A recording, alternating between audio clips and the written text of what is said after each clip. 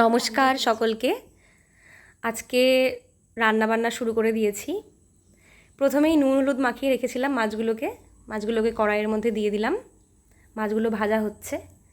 যতক্ষণ না লাল লাল হয়ে ভাজা হয়ে যাচ্ছে ততক্ষণ লাল লাল করে ভেজে নিতে হবে মাছগুলোকে। আর তারপরে তেলে ফোড়ন দিয়েছি জিরে, তারপর দিয়ে দিয়েছি ধুয়ে রাখা আলু, পটল, ঝিঙে, কাঁচা লঙ্কা। এছাড়াও এখানে দেওয়া হয়েছে জিরে আদা বাটা। তারপরে ধীরে ধীরে মাছগুলোকে দিয়ে দিলাম এবং মাছগুলো দিয়ে একটু কষিয়ে নিলাম। এই গরমে মাছের পাতলা ঝোল আজকের আমাদের দুপুরের রেসিপি ছিল।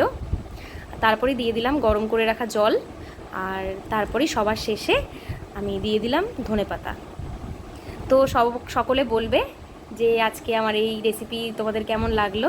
সকলকে অসংখ্য ধন্যবাদ আমার এই ভিডিওটি দেখার জন্য। সবাই ভালো থাকবেন, সুস্থ থাকবেন। আবারও দেখা হবে।